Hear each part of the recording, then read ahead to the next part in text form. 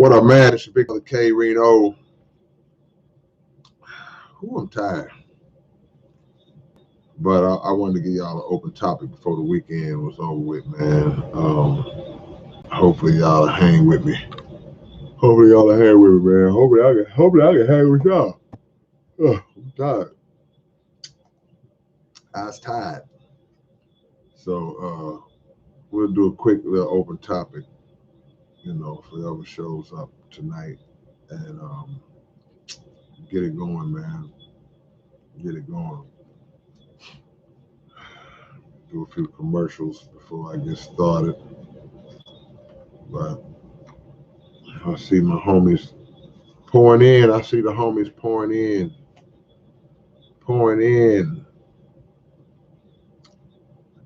Roll on a roll a few days.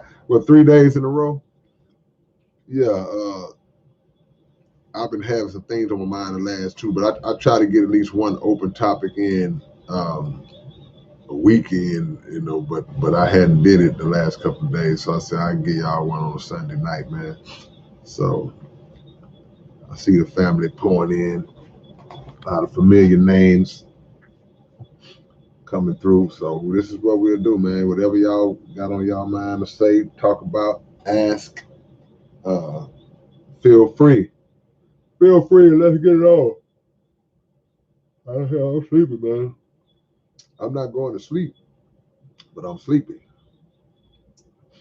Calvin Weaver, what's going on, Calvin Weaver?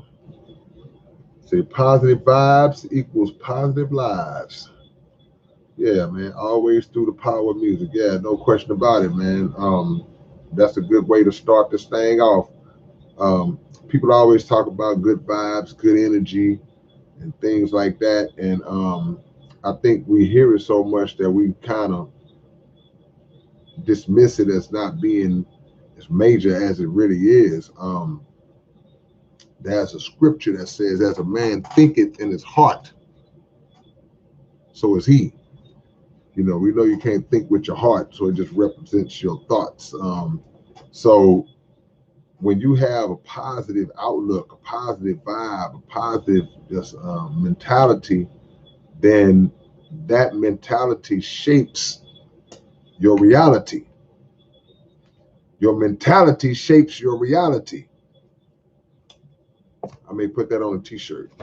But the key is, man, it goes in two directions. It goes in a direction also of if you have a negative mentality as well. If you have a negative mentality, then it can shape your reality in the wrong way also, because you're always down. You always, man, this ain't gonna work, man. I can't do that, man. You're always complaining and pouting about things, and that doubt, the pout leads to the doubt, or the doubt comes from the pout, or the pout came from the doubt, and now you just don't believe in anything that you try to do. You don't believe in, and then you impose that on other people, because you just had that negative vibe, and it affects you physically. The cells in your body are affected by your thoughts, just those negative thoughts. So yeah, when you think positive and move positive, even when things are not going great in that moment, to keep a positive outlook, like, hey, I'm gonna turn this thing around, I'm gonna get it together, then it makes a difference, regardless if we want to believe that or not. Some people, it don't make no difference to me. I'm still struggling. I'm still, sometimes the steering wheel's a little harder to turn. It's like you start to turn it and you think it's just going. Sometimes it needs some power steering fluid. You gotta put a little more, put your weight on it to make it turn. But if you put enough weight on it, eventually it turns. In this particular case, we talk about mental weight. You gotta work your way through it, but always believe that you're gonna get through it. And it changes, and sooner or later it starts to change, your perception, and it starts to change your reality, man. Y'all don't believe me.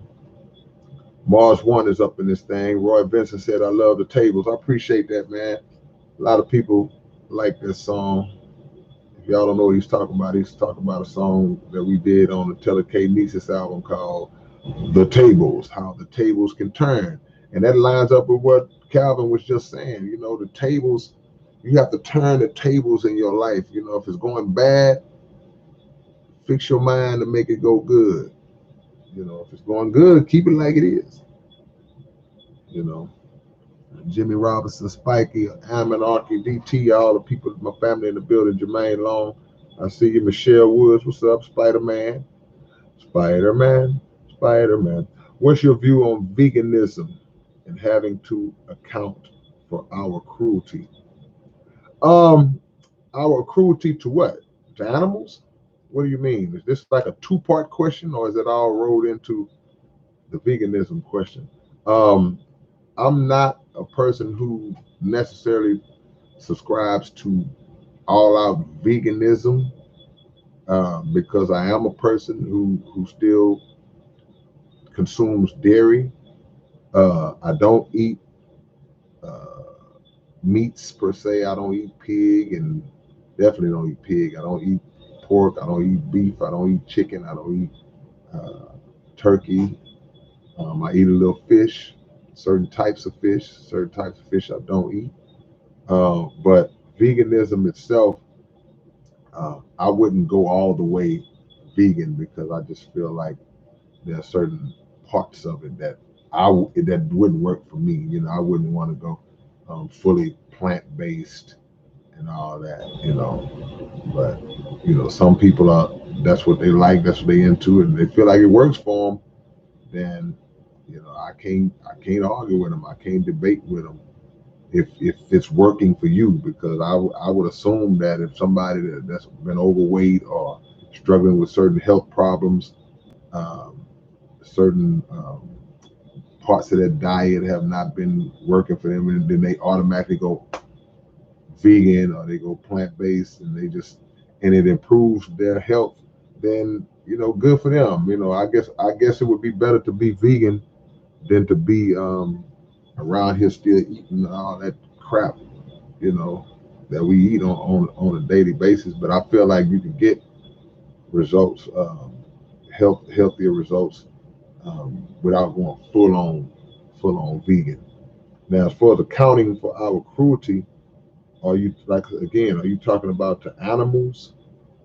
For those who some people are vegan because they don't feel like it's cool or it's humane to eat animals and all that type of stuff.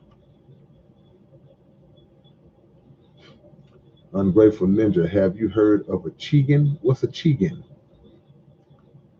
It's a vegan who eats chicken? I don't know. What's a chigan?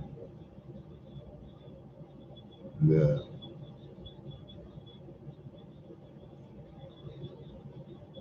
Jermaine says, how got so much knowledge? How did I get so much knowledge, or who are you talking about? I am a long time follower of the Honorable Elijah Muhammad, and that's the source of the knowledge. Any knowledge that you hear me talk about, that's where it comes from. I would say 98% of what I know, I learned from the teachings of Honorable Elijah Muhammad. I learned from the Honorable Mr. Louis Farrakhan. So that's as simple as I can put it. You hear it in my music, that's what it is. That's what it is. Open topic tonight, y'all. Let me see. Let me go to this one. I'm gonna find this.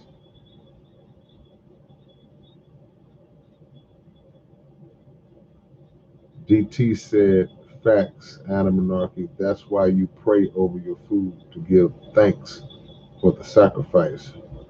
For fishing for sport is next level crazy." You know, I'm gonna say this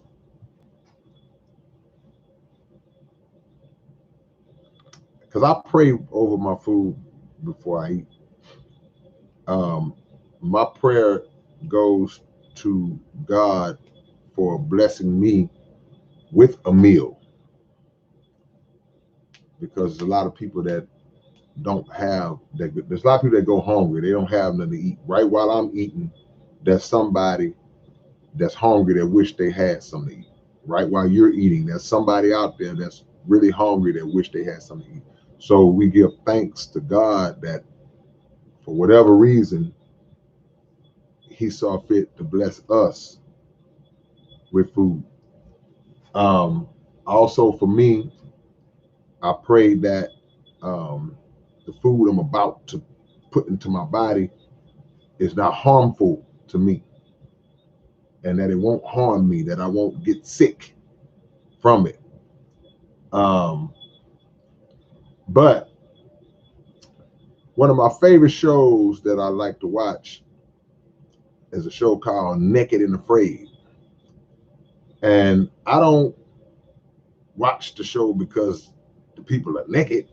I don't even know. I guess that's just a marketing thing to make it something that people will be interested to see what's going on, because they can do the same thing without being naked. But what they do from time to time, well, a lot of times, while they're out there, wherever they drop them off at, they have to hunt and find food. They have to hunt and find food. So some of them, they'll hunt, they'll catch a wild boar or something. They'll catch a squirrel, not a squirrel. They'll catch a maybe a rabbit, or sometimes they'll catch an alligator, a caiman, or something small. Um, Whatever it is they catch, some kind of bird or something. But you'll see them.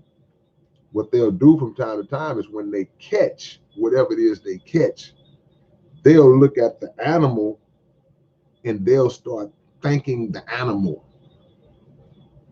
They'll say, I just want to thank you, Mr. Rabbit. Thank you for giving your life so that we could have food and sustenance and things. And I'd be like, man, that rabbit ain't sacrificed himself for you. That rabbit didn't look at you and say, oh man, look at this poor person out here naked, out here in the jungle. They really need some food right now. I'm gonna let them kill me so they can eat. That rabbit was running and trying to survive. Whatever it is you killed was trying to get away from you. Whatever it is you killed was not trying to get caught up in the trap that you set for it. And you set that trap. And now you're looking at this dead animal going, thank you for your sacrifice. And that animal had no plans of letting you kill it. You came to that animal's habitat and decided that you were going to kill this animal so you could eat, when in reality, you live in freaking North Dakota somewhere, and you chose to come out here. You were not in a situation where you were forced to be out there and had to be out there and had no food. You live in a home with a family, and you chose to come on this show and you killed this animal. That animal didn't sacrifice nothing for you. That animal wants to survive. That animal wants to live. You killed that animal because you wanted to eat on this little adventure that you was on TV. I hate when people try to, I'd have seen them cry. Thank you. Thank you for your sacrifice. Thank you for giving. Thank you. And boy, if that animal could talk, he'll cuss you out like, fool, ain't nobody trying to die for you so you can eat me. Come on, man. Jay Ryder says, y'all like the video so more people see it. Appreciate that, Jay. I stopped telling them to hit the like a while back, but I appreciate you saying it.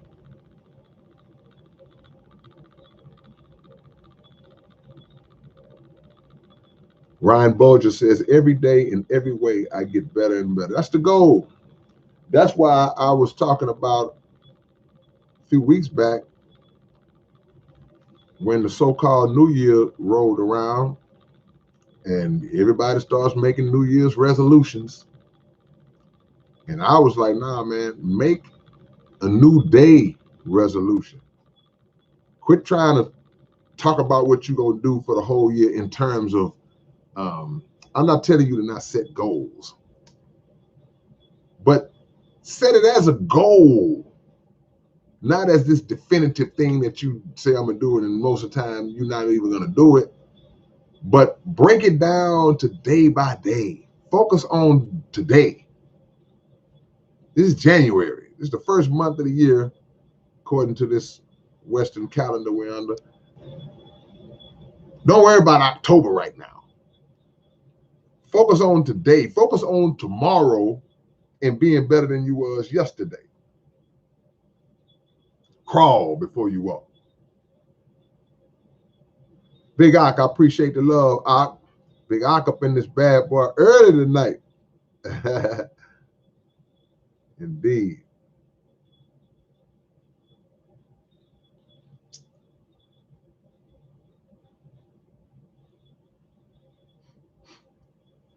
Mitchie says my mom is vegan and she won't believe she missing certain nutrients. Yeah, I mean, I've heard arguments against veganism in terms of that, in terms of nutrients and certain things.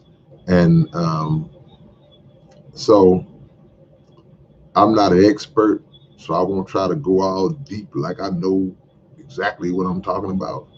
But I have heard arguments against veganism from that aspect of, like, it's not guaranteed, that those nutrients and that you're getting the full complement of everything that you need, But like I say, all I'll say is that, I would rather see you go vegan than be out here just full on carnivore and eating swine and a lot of other crap that, that we have a tendency to think is good food and good eating, but it's really bad for you. I've been real good, Patrick Chin. I've been blessed, man. I appreciate you asking. Let me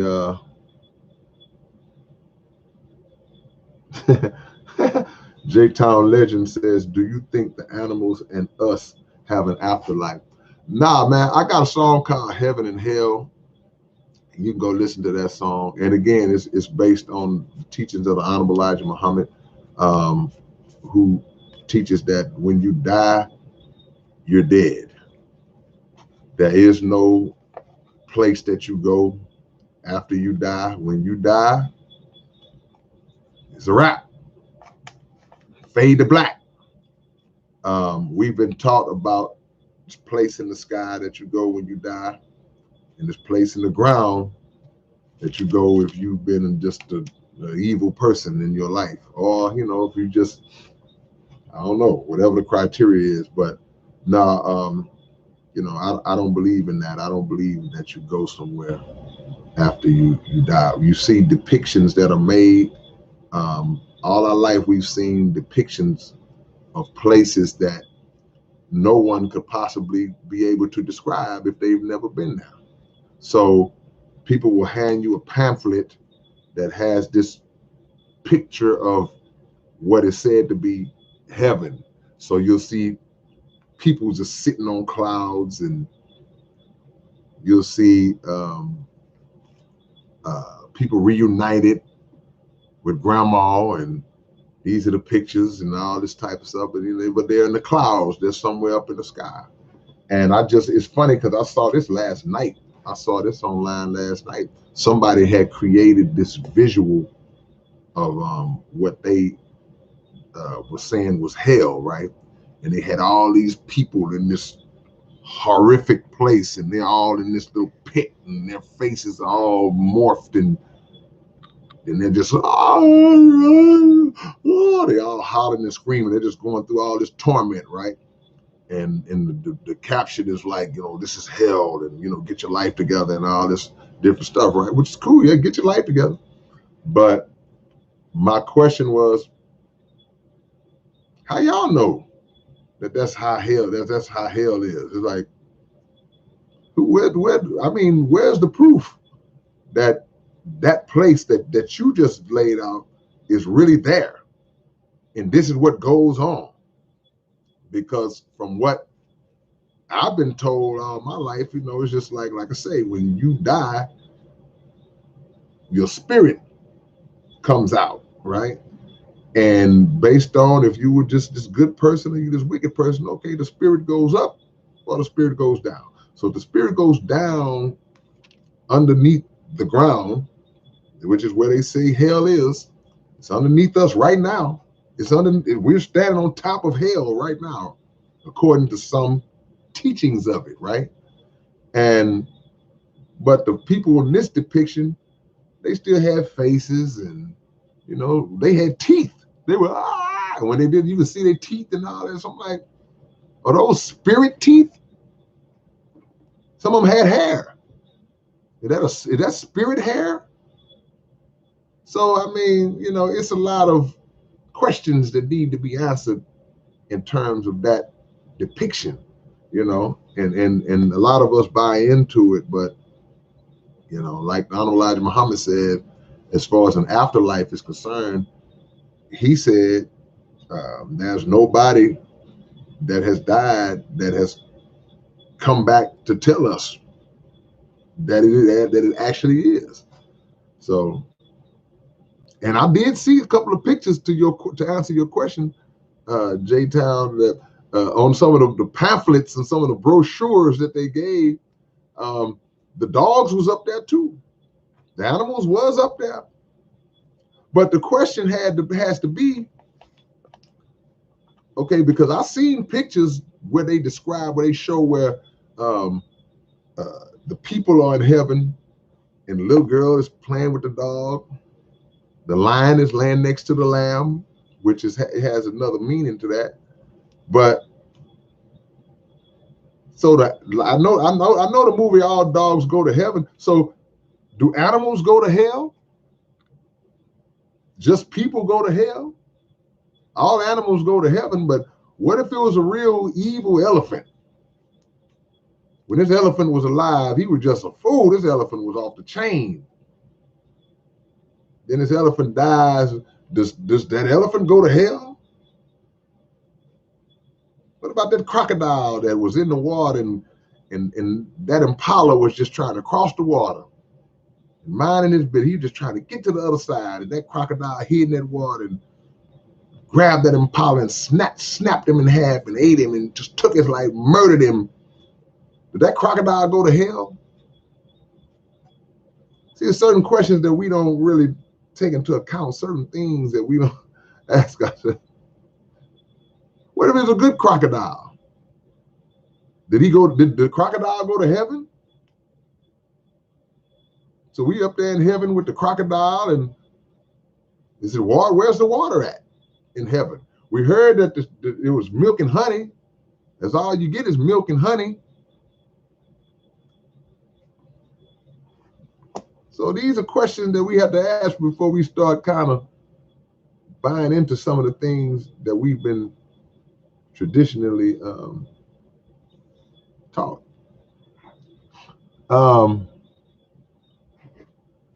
James W.S. says, my unhealthy coping mechanism is overworking myself, and I don't know how to change it.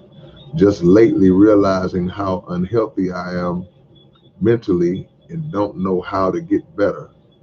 It's hard talking about mental health. So when you say your unhealthy coping mechanism is overworking yourself, and you speak about, you say you're realizing how unhealthy you are. You say mentally. So you're right. You're not talking about physical at all, right?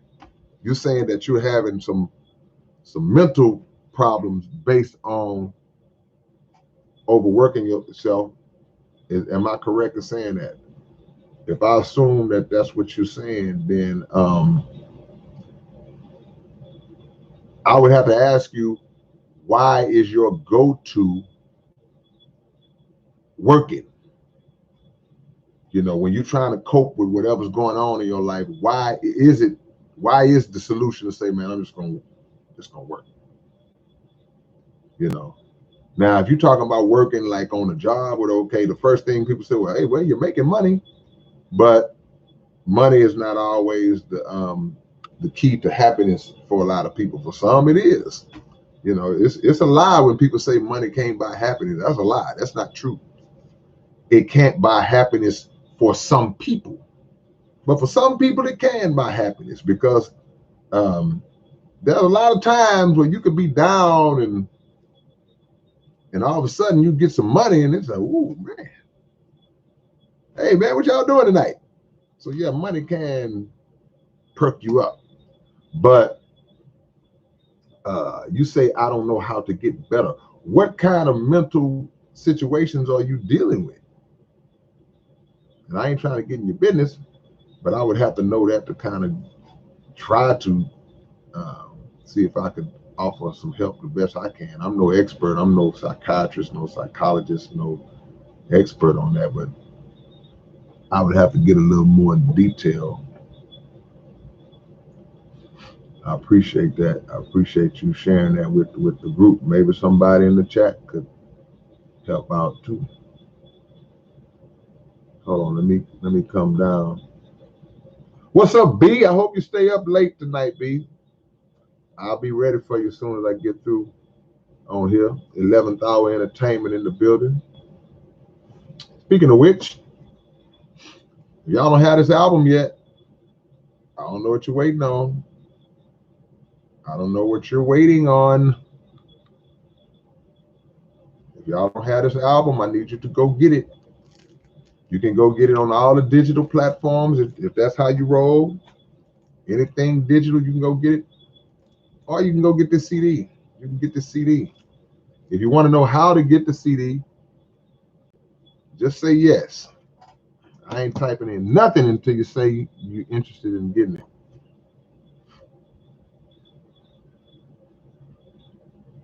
All right, let me see.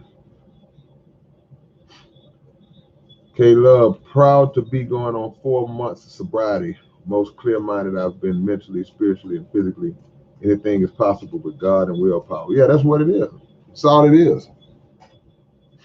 And making a personal choice for yourself. See, we do a lot of stuff when we're young. I'm going to give you an example. I played a basketball game tonight, right? Playing a basketball league. We were getting blowed out early in the game. I think we was down by like 17, 18 points in the first half. Early in the game, we getting smacked. So one of the homies, he wasn't happy about a call that didn't get made, and he hollered at the ref, and the ref gave him a tech.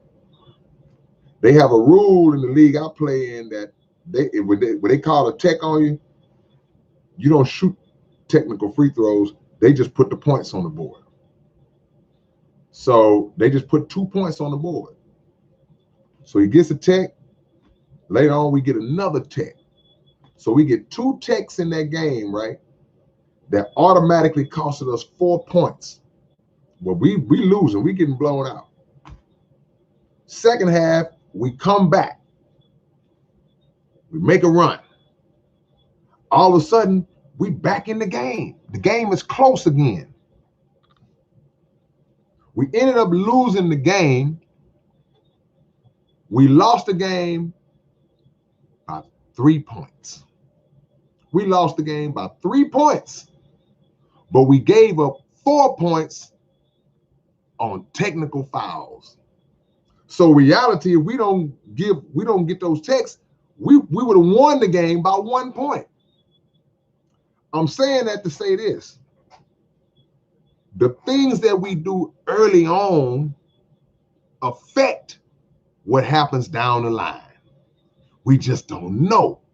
So if you're young and you're reckless, you're on dope, you're smoking, you're drinking, you're just reckless, you're eating bad, all this different stuff. But you're young, so you don't feel the effects of it. Then later on, you start to feel the effects of it. You're starting to get sick. You're starting to have physical ailments kick in. You're starting to be diagnosed with this and that and that. Now you're on this medicine, that medicine. When all you had to do when you were younger to make a better choice. So by us making the choice to go off on a referee and get those texts, later on down the line, it visited us and it costed us the game. We don't look ahead in the moment. I'm smoking, I'm drinking, I'm having fun, man. Me and my boys, but you ain't looking down the line. You doing this every night, year in and year out. You're aging before you should age. You're 25, but you look like you're 36. You don't see it.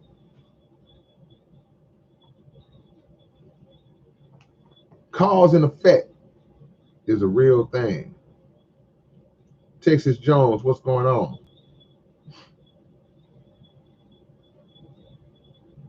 Miss Lady Sample says, skinning and cleaning is not for the faint of heart. Yeah, I got a homie. Shout out to my homie E Money, aka Mr. Old Boy. He goes out, he has these adventures that he does where he bring people out, you hunt, you shoot, you catch animals and all that. And I said, man, I ain't built for that. I don't want to see you skin a squirrel. I might watch you gut a fish on YouTube or something, but I don't know if I want to do it in person.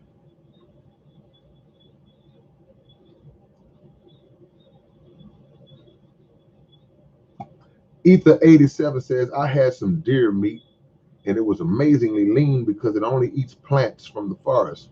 I made a prayer to the animal and respected its entire lifetime. But that's what I'm saying. It's like you made a prayer to the animal gone. Ain't nothing you can say to the animal. If the animal had his prayer answered, the animal would be like, I don't want to be nobody's dinner. But to your point, for those who like to eat meat, yeah, lamb, and it's very, it's better for you than eating pig and beef that's been raised the wrong way and handled the wrong way, and chickens that's out here being raised the wrong way, But it's funny how even a lot of the meat eaters, the people say, well, man, I can't stop eating meat, man. I'm gonna be weak. But all of the animals that you eat, they don't even eat meat. Cows don't eat nothing but grass unless they feed them some other crap. What do elephants eat? What do like my brother said, what does the deer eat? And these are big giant animals. Now I've never heard of anybody eating giraffe. But what do the giraffes eat? They eat nothing but leafy substances, vegetation. They eat grass and leaves, and they weigh thousands of pounds. They don't eat meat. Now when you get to the lions and the hyenas and all that, that's a different story. Because they're carnivores.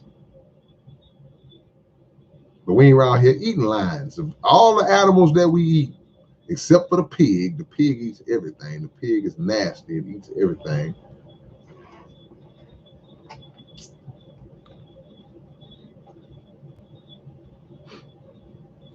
Dragon Breath Spine of Creation says it's not that the animal is sacrificing itself, but the fact that you are taking its life away to keep yours going. Yeah. I mean, that's exactly what it is. But I'm saying to the people who have actually thanked the animal,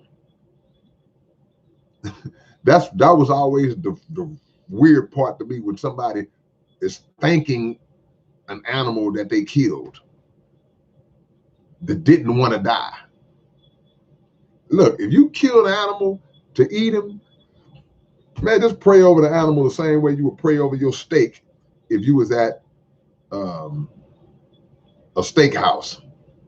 Because that's an animal, that thing was alive. It's just been remixed to where you just got that little piece of meat, they filleted it and blah, blah, made it look good, put some mashed potatoes and some broccoli around it, and you don't view it in the same way as if you was holding up something by its tail that was just alive 42 seconds ago. Just pray to God and be thankful that you eating if that's the case. But don't thank the animal. That's ridiculous to me. An animal wasn't trying to be your dinner. Thank you. Thank you, Mr. Squirrel. I know you had a squirrel family. Yeah. Open topic, man. Young Grinder, what's going on, man?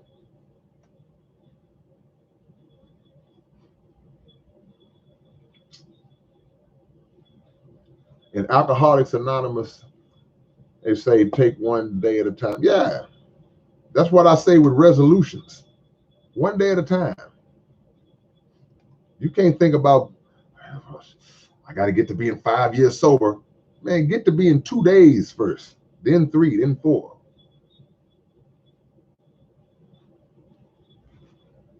Jimmy says, I rarely pray for material things. I mostly pray for inner strength. Yeah. And pray for knowledge. Pray for knowledge, wisdom, and understanding to get what you need. Pray for proper positioning. Sometimes, we should just pray that God put us in position. Just put me in a position to succeed.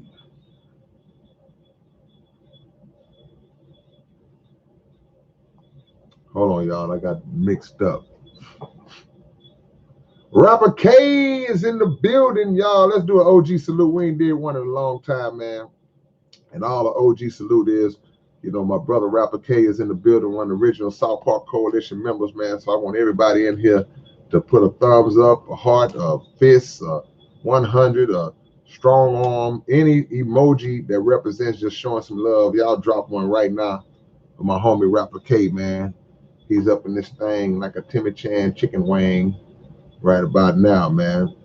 So y'all drop that right now as I'm trying to catch up. By the time y'all do that, I'll be caught up. Hold on, man. Willie D.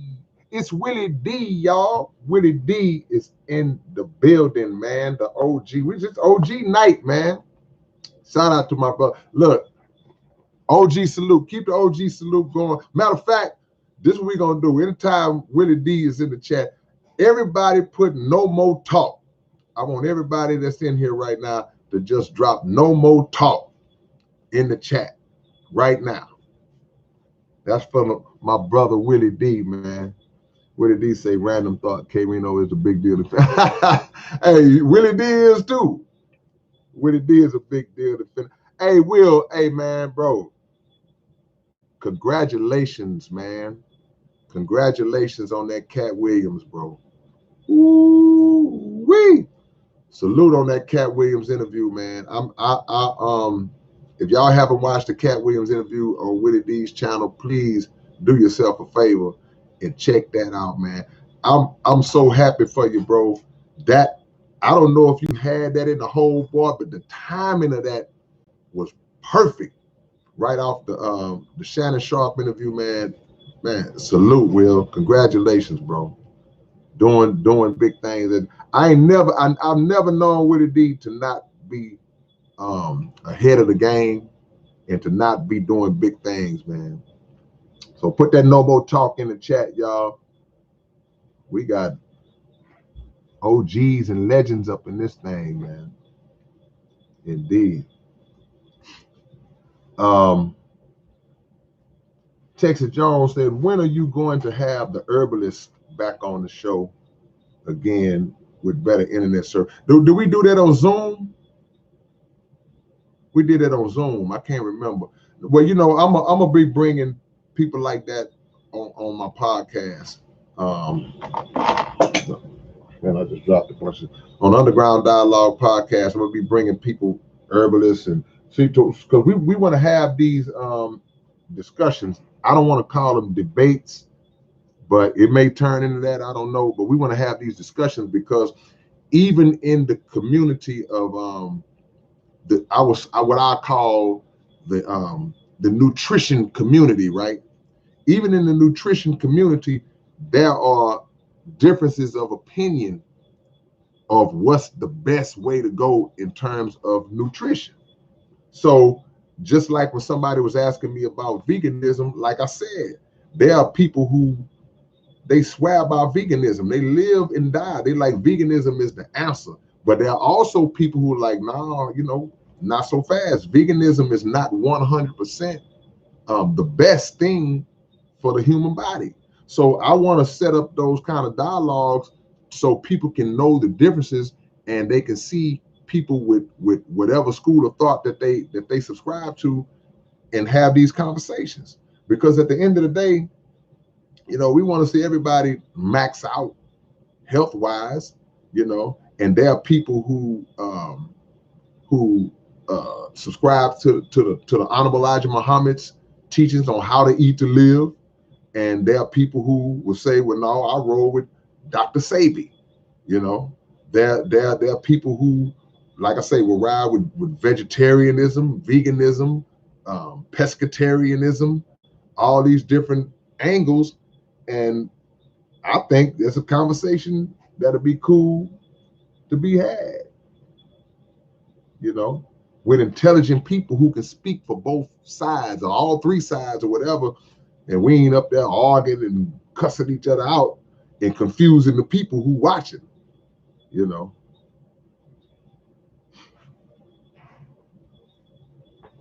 Roger Martinez, do you know if they're gonna have another Swisher House for you? I wouldn't be privy to that information, Roger, to be perfectly honest with you. Let me see.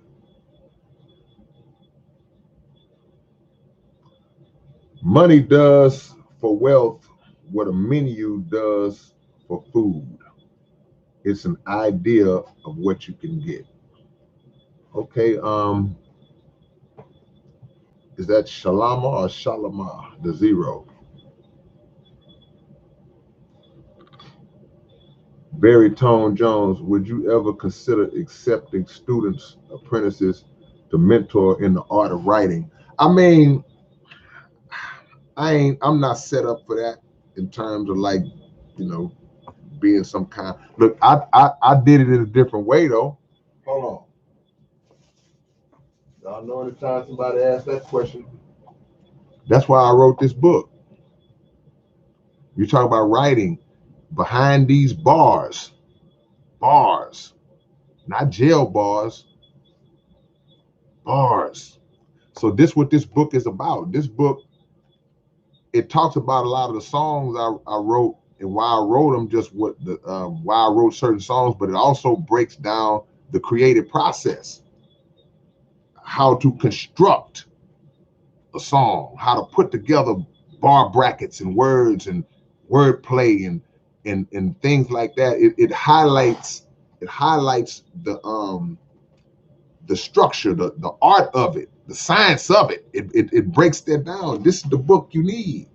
So while I wouldn't actually be the type of person that would, you know, maybe teach it in the class, at least not, I don't know, maybe my life might take me in that direction one day. I don't know.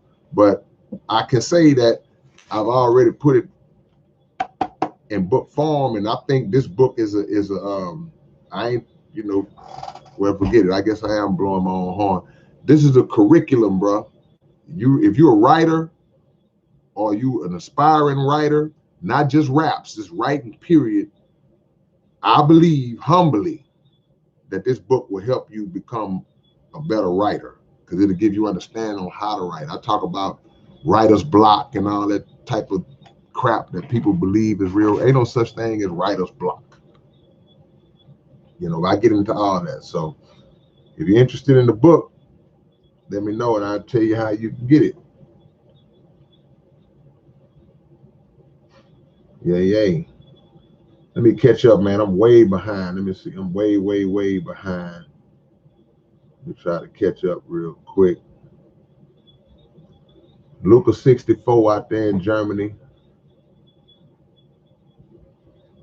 Venison is delicious. Yeah, hey man, look. This is what y'all gotta understand about things that we eat. We live in a world that they can make anything taste good. And that's where we get caught up because we feel like because it tastes so good, it got to be good. Bro, this is a napkin. They can do something to this napkin and bust it down and season it up and flavor it artificially some kind of way, and we'll eat it and love how it tastes.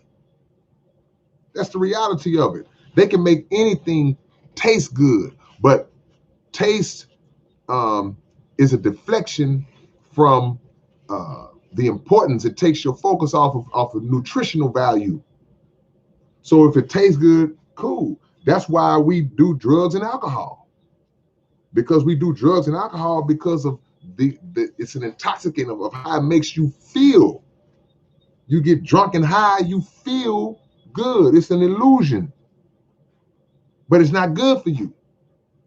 So like think about Cheetos or something like that. So if I ask you what, hey man, if somebody came and they never heard of Cheetos, they were from another country, they didn't have Cheetos, and they came and somebody said, hey man, what is this? What are these Cheetos things? You know what you're gonna say? Oh yeah, man, it's a brand of potato chips that we eat out here. Like, ain't no potatoes in that. It's not potato. What is it? What is a Cheeto? You pick the Cheeto up. What actually is it? What does it actually make? You pick up one Cheeto. What is that? What is the ingredients? What is the anatomical makeup of that thing that we call a Cheeto? But they put all the little powdery fake cheese stuff on it because it's not cheese that you eat. It's not real cheese, but they taste good. So you eat them. They have zero nutritional value, and you eat them. Ramen noodles. You pull them out the package like a little block, a little compressed, look like a labyrinth of just wiry, hard. It's not noodles. It's not good. It has no nutritional value, but they make it and they sell it real cheap. And poor folks trying to survive, we eat what we got to eat. And we do what we got to do. But it's not even food. That's not even food that you're eating. You're just consuming some substance. But they have this little packet in there with seasoning. They got chicken seasoning. They got what's all the seasonings in the ramen noodle family. I think they even got a vegetarian seasoning. So you thinking, well, I'm vegetarian or vegan. When I eat my ramen noodles, I'll use the vegetarian seasoning. That's what I used to do. I was stupid, like, oh man, I ain't gonna eat the beef seasoning. I'm not gonna eat the chicken. I don't eat chicken. But you eating them noodles. It's crazy. It's not real food.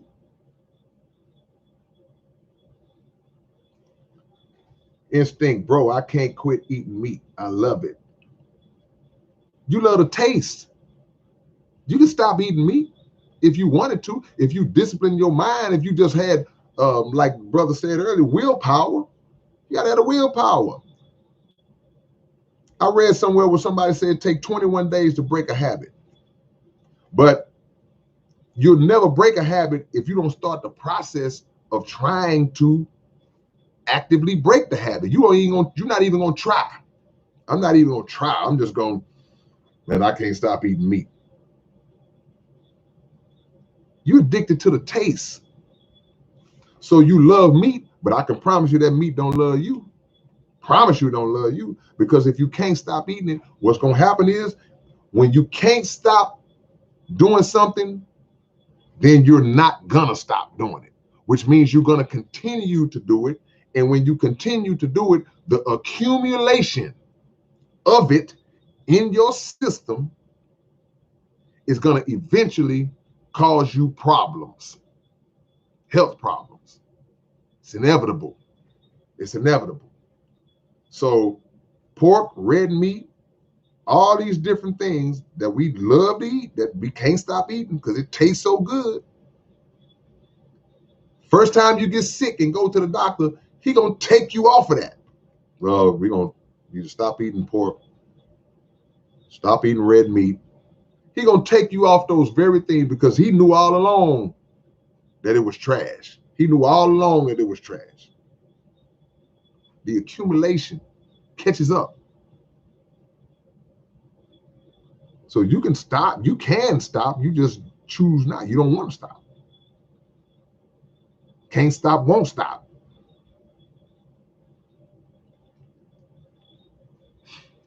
Dragon Breath Spine says, meat is good for you. Don't be confused. Please, portions and balance and having a plan for everything. Look, pork is not good for you.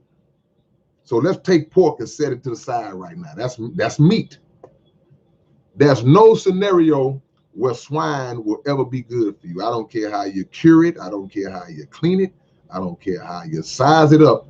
There will never be a scenario where pork will be good for you. They can line it up on the pork, the other white meat. They can sell you all kind of fantasies about it. It's not good. It will never be good for you. Right? Red meat. Now, you can eat a little meat if you choose to eat a little meat and in moderation. But here's the problem. Where are you getting the meat from? What are they doing to it before it gets to you?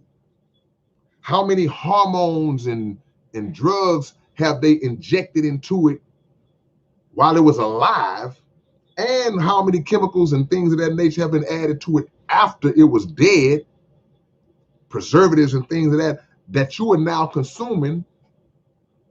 And how did they slaughter it? All that factors in, right? Because like in Islamic world, they have what's called halal, right? So they'll say, okay, this is halal, meaning that it was humanely slaughtered. They didn't slaughter the meat in a way that it stressed it out and freaked the cow out because the cow was in this big factory where they was just slaughtering camp, and he saw his homeboy's throat get slit right next to him. So the cow was like, they ain't no different from us.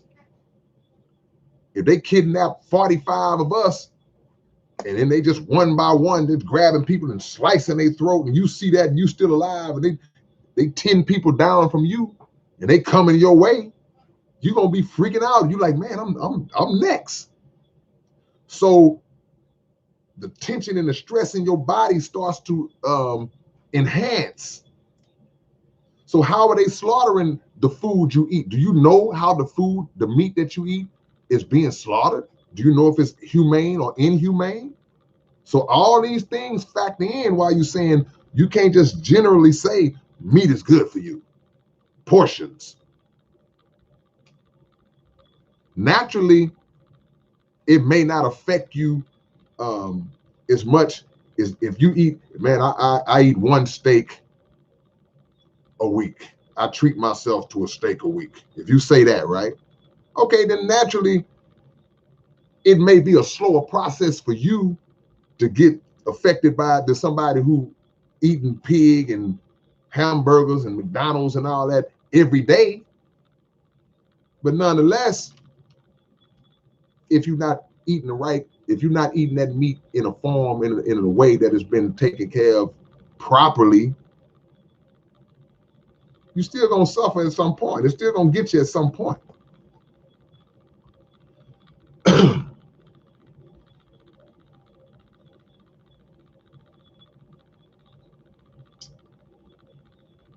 Maybe taking a break from meat is okay, but you will find your way back to it.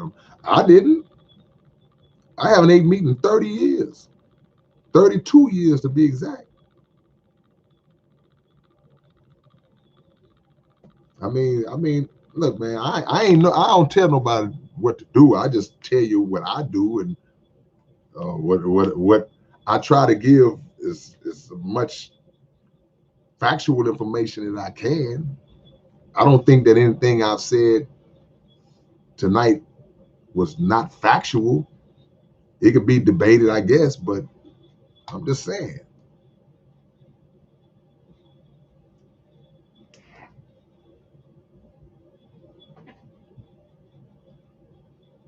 Open topic, man.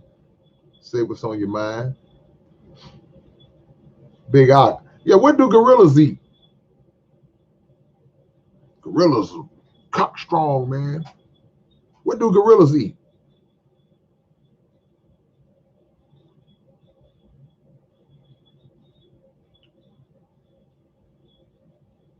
Joshua Save said, I read that book, How to Eat to Live. It's a great book. Look, man. Yeah, man. I don't eat no reptiles.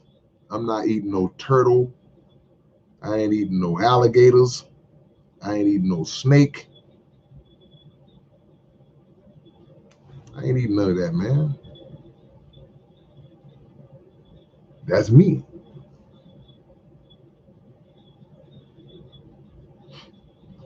Miss Lady Sample said it's weird to me too. Also, people who hunt to kill, not eat. Yeah, I feel some kind of way about people who hunt for sport. That's like somebody just coming in your house and just picking you out. You done went to where these animals are just in their natural habitat. You're not hunting for survival. You just hunting. And the deer is laying there dead, and you holding him up by the antlers. Yeah, look what I got. People killing lions and stuff like that. I don't like that, man. I don't like that at all. That's why I don't feel sorry for people when they get ate up by when an animal turn the tables on them. Because you out there messing with the lion and the bear and all them, and then now the game done changed, and that bear mess around and slap your skeleton out your head, slap your skull out your head, and everybody, oh my gosh, I can't. Why you out there bothering them animals, man? Yeah, man. Look, I have seen people. I ain't gonna say seen. I have people have told me that they pray over swine when they pray over the swine, it cleans it. I eat pork. I just pray over it. Like this magical spell is gonna come over the swine when you pray over it and make it all of a sudden all of the negative properties that exist in that food, the slime and the worms and all that, it just magically goes away, and that's no longer bad for you because you prayed over it. That ain't how it works. This ain't no magic trick or nothing. That's not how it works. That's not how reality works. That ain't how God works. God don't do no uh, wizardry like that. The properties that are in that food is in it. You could pray for 18 hours straight over it. It's gonna be what it's gonna be. And like I said, a whole lot of people have prayed over pig and other foods and still end up in that hospital. Still end up with high blood pressure. Still end up with hypertension. Still end up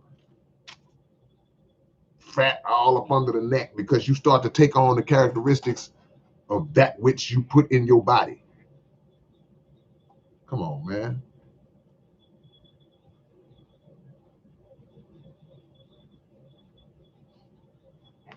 Man, Bubba Seeds, you had a rough childhood. Bubba Seeds said, dude, my mom would kill my pets in front of me. Man, what is your mama? What your mama was? Your mama was on one, huh? No disrespect. Wow. Big Ock, I appreciate the love once again. I'm behind y'all, so I need to catch up. I just don't want to miss nothing that y'all say. Y'all might drop something profound. And then I'm gonna tell y'all, to all the meat eaters, man, you'll be surprised how good you feel once you leave it alone.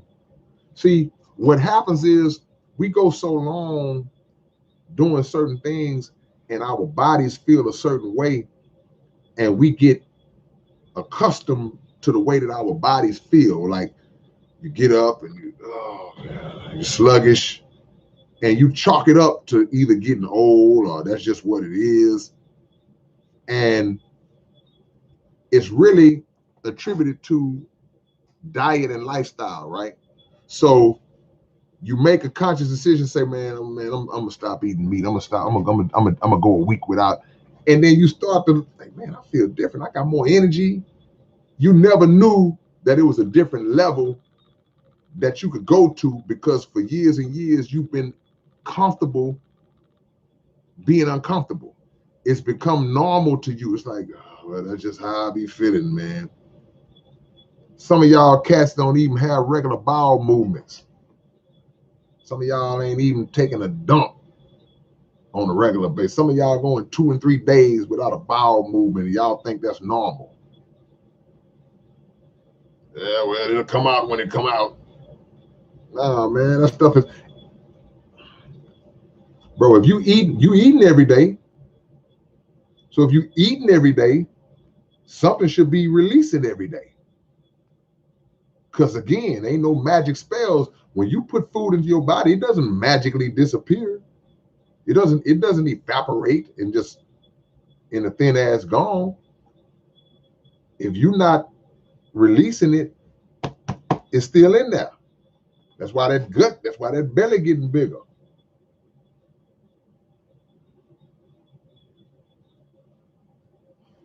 Greatest questions, appreciate that.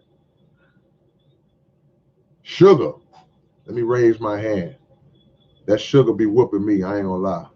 That go mine right there, y'all. That's my vice. Sugar is worse than cocaine, according to one experiment. They put some sugar and some cocaine in the thing with the rats. The rats was more addicted to the sugar than they was the cocaine.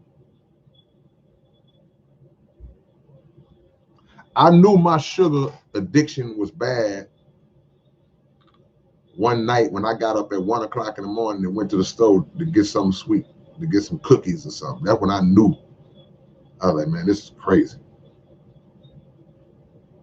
Cause I ain't never did no cocaine. I ain't never smoked no crack. I ain't never did no drugs like that. But I can relate to your body literally urging you and calling out to you to go get something sweet. So I know I couldn't be on dope. I couldn't be no crackhead. I'll be terrible.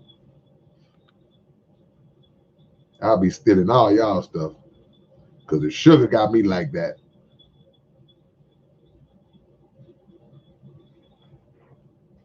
But one time I went about 2 weeks without sugar. And it was hard. But I did it.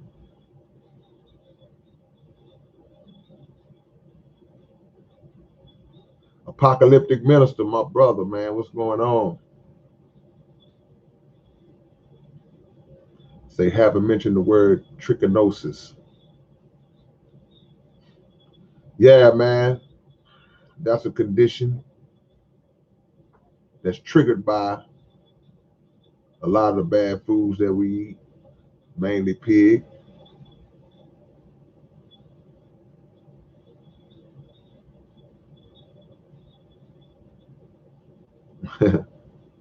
So what do gorillas eat? They say bananas. Yeah, but they eat a lot of foliage too. My point is, gorillas ain't around here eating a bunch of meat, and I bet you won't fight a gorilla.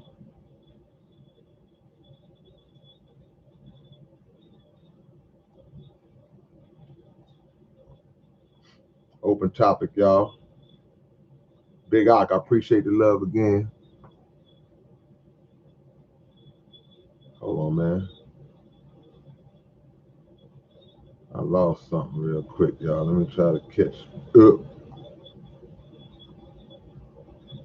Man, I don't like getting lost, y'all. All right, here we go.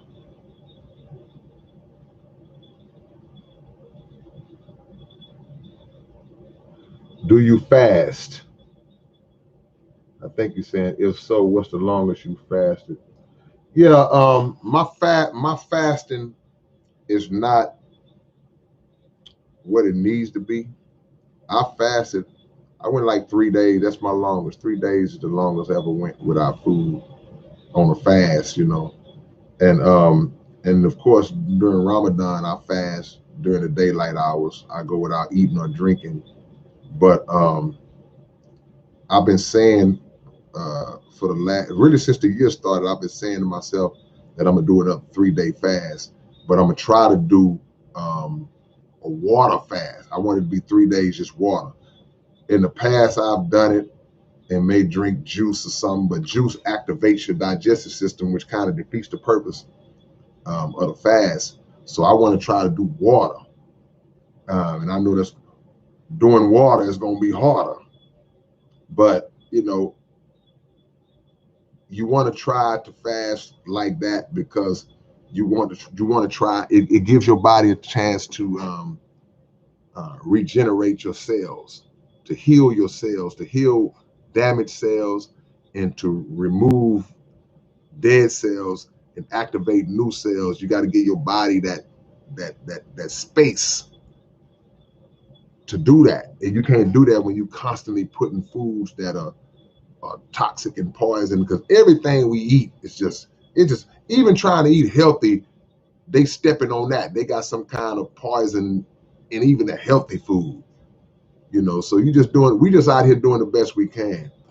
But one thing about it, if you fast, that's something you can control, and your body is going to spring into action because you're giving it an opportunity by not constantly pouring food in it. You're actually giving it a period of time to repair, to start repairing. Now the body can say, okay, cool, okay. He ain't eating, he ain't pouring no more cookies and candies and all that crap. Let's get to work and fix this and fix that. It's moving fast. Like we got to hurry up because we don't know when this fool gonna send a pork chop down here. So yeah, you fast, but always remember that, because this is a mistake that I see a lot of people make, and I try not to make. Um, Fasting don't ever neglect or leave out the spiritual aspect of fasting. Fasting is not just refraining from eating. Yeah, I fasted yesterday. I just didn't eat between. Yeah, but did you pray? Did you read and study? Did you try to connect with yourself and your peace and nature? And did you refrain from confrontation? Did you feed your mind? You wasn't able to feed your body, but did you feed your mind? Fasting, the spiritual aspect is just as important. It ain't just about, I'm not going to eat.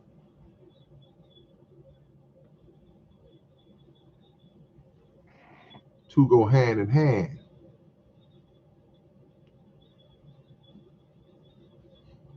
I can't eat no oysters, Gavin.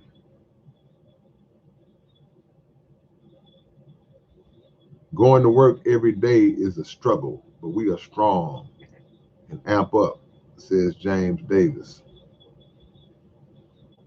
Yeah, man. Going to work, yeah, but see, because because most people, I don't know what that statistic is, what that percentage is, but a great percentage of the people work jobs that they don't like. Working in this society is more so based around just survival than it is um, a career. It's just this about, man. It's just this just to get money, to pay my bills, to feed my family and myself. That's it. That's what working is, because the reality is only a small percentage of the people are actually living out their dreams or working in a field that reflects their dream. Like, man, this is what I wanted to do. So that's why they talk about the difference between a job and a career, because most of the people are just workers, just getting up to go to a job that you hate. So that's why it makes it hard. And that's why that saying was, they said, um, find a job you love and you'll never work a day of your life. Somebody said that. Now, it's not really true, because even though if you find something you love, you can be your own boss, you can start the company, you still got to work. But I know what they mean. They just mean that you don't mind working out your own dream. I don't mind grinding and getting up and going hard for my vision, but to get up, grind hard for somebody else's vision, and you contributing to them, to their generational wealth. You working at this company, doing hard labor, and somebody way up at the top. I mean, they billionaires are set for life, and you will never advance to and reach a certain point. You'll never advance past a certain point. That's tough, man. That's hard. That's hard. So the reason why we feel like that is because we're not living out our vision. We ain't living out our dreams. Some of us don't even have a vision. We don't even know what we wanted to do. Grown men and women don't know what they want to do. So we getting up, and I ain't telling nobody, look, I'm just saying, look, because you got to do what you got to do. It's like, okay, well, you a grown man and woman, yeah, you still got to do what you got to do. If that means you got to go to the car wash, and if that means you got to pick up cans, that's what you got to do. But we should just have the mind that that's not our destination. I'm just passing through this particular job I'm at. I'm passing through. If you come through here, you see me behind this counter, um, taking orders for burgers today. If you pass through here 5, 6, 7 years from now, and I'm still here, and I done dropped the ball somewhere, I done failed miserably, unless somehow I done worked my way up and I own the franchise now. Man, you still work at this McDonald's? Yeah, I still work here, but I own it now.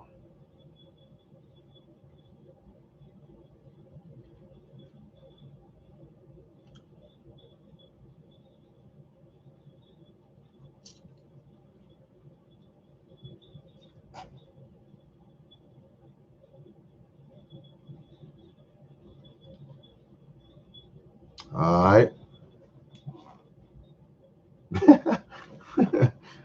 Y'all crazy, man. Open topic, man. It's open topic tonight. Blessings to all y'all, man.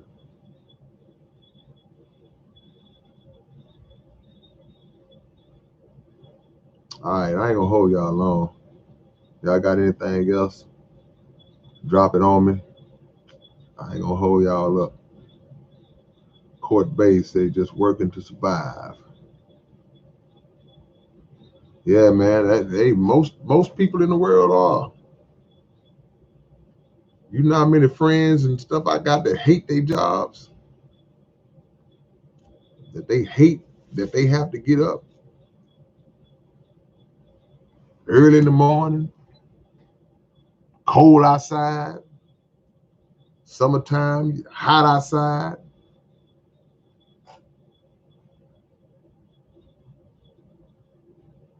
Miss Lady Sample says, not forgiving people will block your blessings too. Well, I agree with that to an extent, because there's certain people who do certain things that for me would be unforgivable. I can't just forgive. I can't be just forgiving all willy-nilly like that. It's context involved. So I was on here last night and I was talking about the young lady, the 23-year-old lady I saw on the news, that her ex murdered her. He had stalked her for 3 years. Then he eventually caught up to her and he killed her. If that young lady is my family member, I'm not forgiving that dude. I'll never forgive that dude. She wasn't my family member. I don't forgive him now. And I'm not even related. See, so it's context to that. Now, if you stole $100 out my wallet in 2003, and then you come, hey man, I'm sorry, man. I was just in a bad way at the time, man. I'm sorry, man. Please, man, I'm sorry. I might forgive you for that.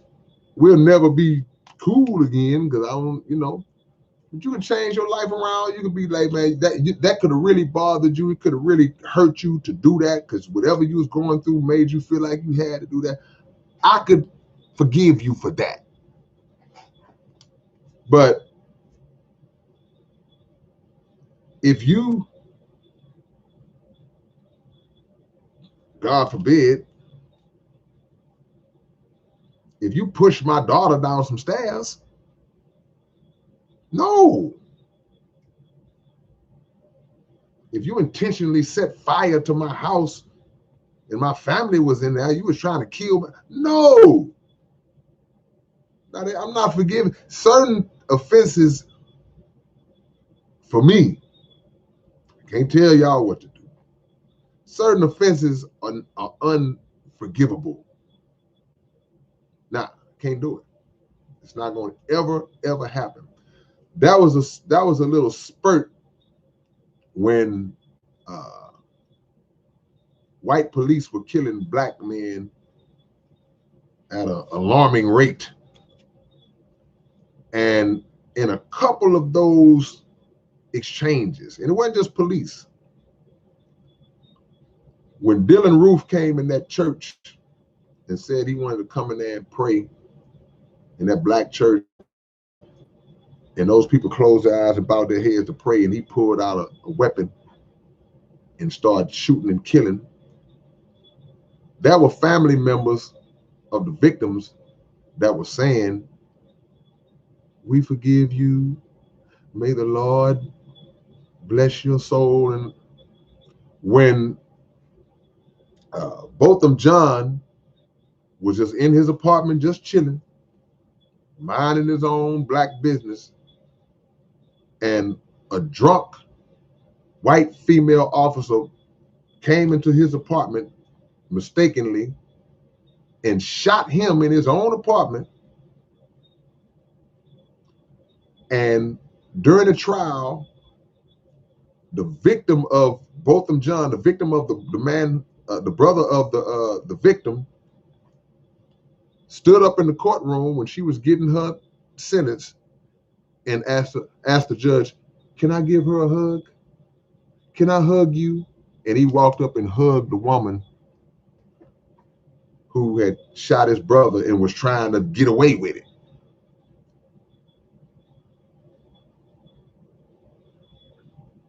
Not me. No, not the kid.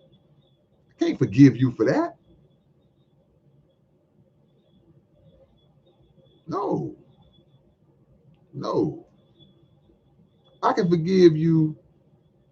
You say, well, that was a mistake.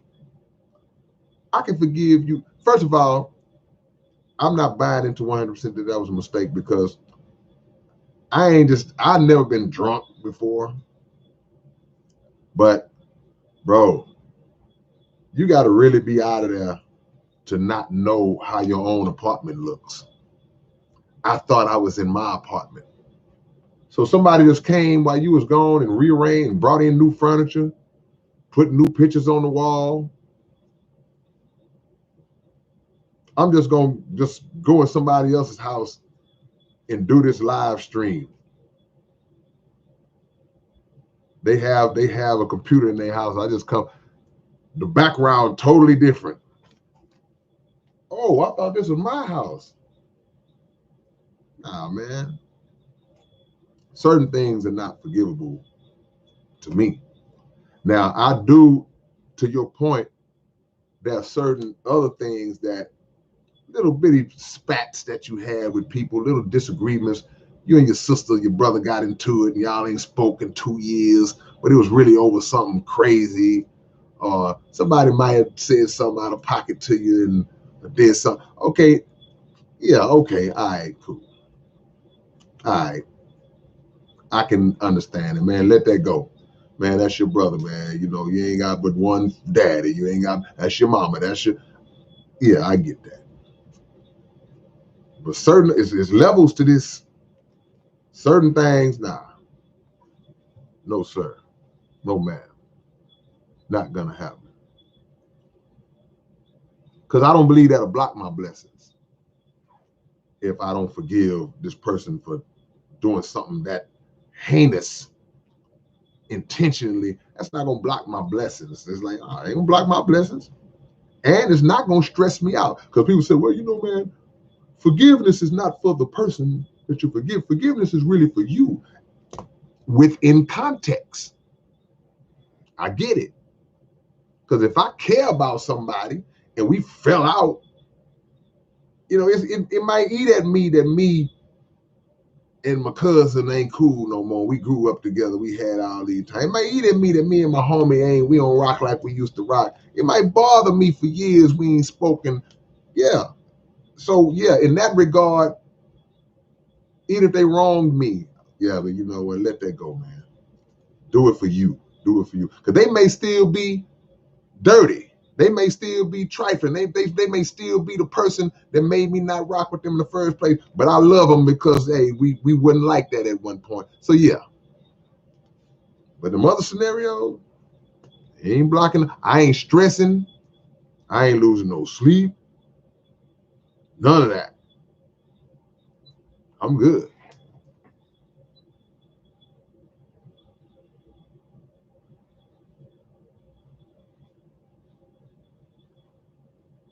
All right, a little more, y'all. And I'm going to let y'all make it. This lady sample, forgiveness doesn't mean we have to deal with those people ever again. And everyone has their boundaries. We ain't perfect, but holding hate in your heart is so unhealthy. Just my opinion. No, I respect that. But what you got to realize too, it's not always holding hate. You're not holding hate. See, like I say, if you've done something just horrible, yeah, I may truly dislike or hate you, but that feeling that I have, it's not degenerating me. It's not degenerative to me. It's like I'm upset about what you did, and that it's a wrap. But it's not something that's becoming toxic in my spirit. It's like, nah, man, it's justified. It's justified. It's like I can say that I hate racism. I hate poverty. I hate pedophilia. I hate those things, right? But it's not something that's gonna fester inside of my spirit to where Because would you forgive, I hate to even go this graphic, I gotta say it. Would you forgive a pedophile that violated your child? All for the sake of saying, I don't want to hold that hate. Now I'm going to hold that hate, and it's not going to affect me at all. It's really going to protect me. Can't forgive that. Can't let them make it on that. But I think we may be on two different tracks, though, because I get where you're coming from. Because, like I say, I have done it myself, and I have given advice to other people about when they had an issue with somebody. And I say, man, y'all squash that, man. Hey, man, y'all need to squash that. And to your point, I will say, hey, man, look, squashing it don't mean that y'all gonna be where y'all once was. Y'all ain't gonna never be like that no more. Just make peace, but still go y'all separate ways. Just make peace for the sake of whatever. But I think that applies to certain scenarios that may not be as extreme as some of the stuff I'm talking about. So if that's the case, I get it. Man, y'all let that go, man. Oh yeah, man. Oh no, we good. Because you may see something that's leading to something that might get worse. It's like, hey man, y'all leave it alone, because now other people gonna start getting involved and this thing gonna get out of control. Let that make it. Let people see y'all let that go, and then they'll possibly fall back. Possibly.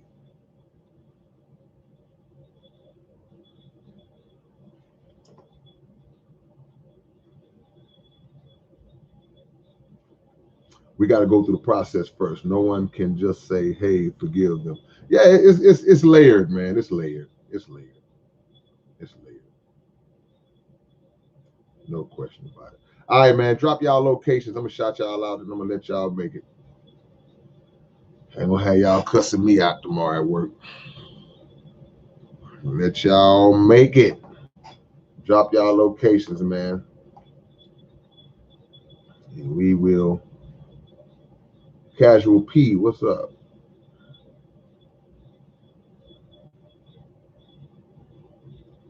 Jimmy say, I try not to let people live rent free in my head.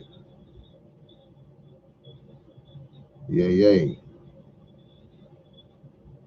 Learn from the masters and become greater. Lone Pheasant says, I stopped trying so hard for anybody or anything. Life is hard enough as it is already. Yup. Yup. All right, let me shout y'all out real quick. Anamonarchy in Ontario. James W.S. is in Washington. Greasy Garlic, St. Louis. Greatest Questions is in Vegas. You take care too, Brother James. Alexis H. Town.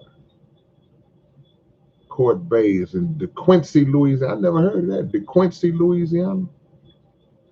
Instinct Hip Hop, Cape Town, South Africa. From New York originally. Spike in California. Big Ock in the South Bronx. 9 Durham, North Carolina. James Davis in Austin. Hey James, we coming to Austin real soon, man. If you want to be on the contact list when we coming out there to do a show,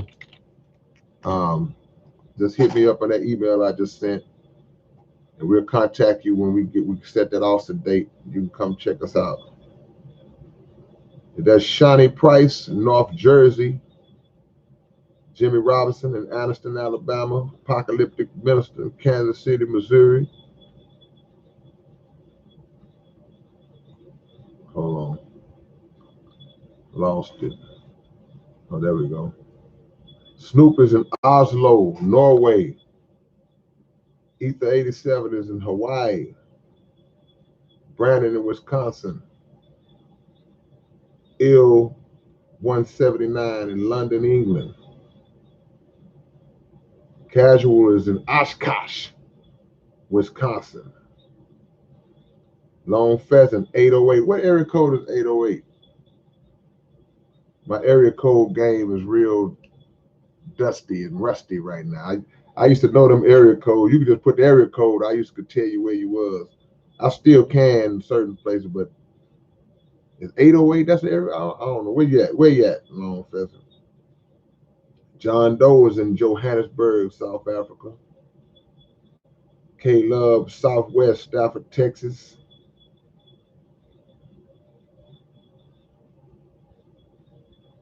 Oh, long for 808 is Hawaii. Okay, all right. All right. My bad. All right, man. I appreciate y'all, man. Peace and hair grease. I'm out.